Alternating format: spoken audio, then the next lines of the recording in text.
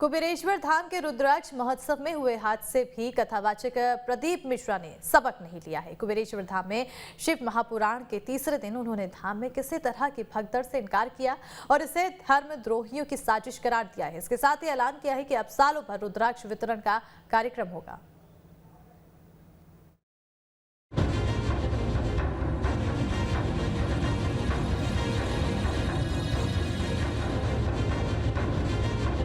कुबेरेश्वर धाम में आयोजित शिव महापुराण में हुई भगदड़, अव्यवस्था और उससे होने वाली मौतें देश भर में सुर्खियों में रही, जिस पर कुबेरेश्वर धाम प्रमुख पंडित प्रदीप मिश्रा का बयान सामने आया है।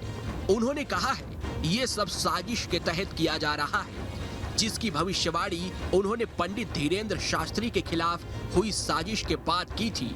उन्होंने कहा था अगला नंबर प्रदीप मिश्रा का है। किसी को हार्ट अटैक हो गया तो कह दिया भगदड़ हो गई। महाराज, उसके शरीर पर किसी का एक जूता पड़ा हुआ दिखा हो, किसी का पांव पड़ा हुआ दिखा हो, किसी को खरोच आती हुई दिखी हो तो जरूर बताना। ये महादेव की धाम है, इसको बदनाम करने का प्रयास मत करिए।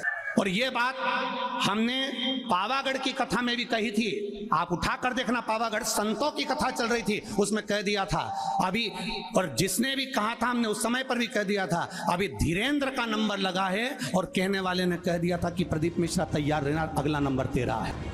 पंडित प्रदीप मिश्रा यही नहीं रुके, उन्होंने मीडिया को चुनौती दी कि यदि यहाँ भगदड़ हुई है और उससे किसी की मौत हुई है तो वो तस्वीर दिखाएं। उन्होंने कहा कि जगह जगह सीसीटीवी लगे हुए हैं, सीसीटीवी कैमरे में ऐसे सबूत नहीं मिले हैं। 62 कैमरे पूरे चल रहे हैं और 162 कैमरे का सेटअप पूरे के पूरे हमारे ऑफिसों में लगा हुआ है। एक जगह पर कोई बता दे कि भगदड़ मची हो और कहीं किसी ने रुद्राक्ष फेंका हो, ये तो केवल कहीं ना कहीं किसी ना किसी रूप में बस कैसे भी रुद्राक्ष वितरण को बंद कराना था, और वो बाबा ने ही कराया, हम तो ये मानते हैं। इसलिए कराया होगा कि तुम सबकी झोलियां जब वो भरेगा तो तुम 3 महीने में वापिस आओगे तो तब लेकर जाओगे, इसलिए भर। पंडित प्रदीप मिश्रा ने सभी आरोपों को खारिज करते हुए कहा है कि जगह जगह कथा करने जाते हैं, हमें अनुमान नहीं होगा कि कितने लोग आएंगे। हमने और प्रशासन ने लोगों की संख्या को देखते हुए पूरी व्यवस्था कर रखी थी।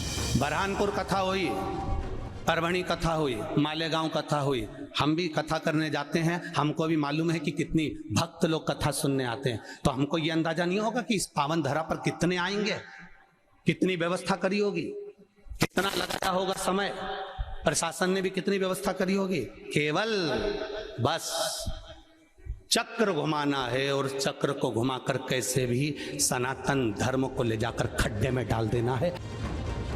कथावाचक ने श्रद्धालुओं से कहा कि तुम लोग 3 महीने में फिर आओगे और रुद्राक्ष लेकर जाओगे। साथ ही उन्होंने कहा कि साल भर में कभी भी आ जाना, खाली झोली नहीं जाओगे। कर भगवान के नैन अश्रु से मिला है तुम्हारे लिए जिंदगी भर, और अब तो ये प्रयास रहेगा कि साल भर में कभी भी आ जाना, और मेरा विश्वास है खाली झोली नहीं लाओगे, इतना लेकर आओगे कि तुम लुटा कर जाओगे और रुद्राक्ष लेकर जाओगे। पंडित प्रदीप मिश्रा ने कहा है कि मेरा मन अब की बार कह रहा है कि जो भी कथा सुनने आए उस पर गौमूत्र छिड़का जाए, जिससे मालूम पड़ जाए कि मेरा सनातनी आया है। जो सनातनी होगा उसे गौमूत्र छिड़कना बुरा नहीं लगेगा। Team news state.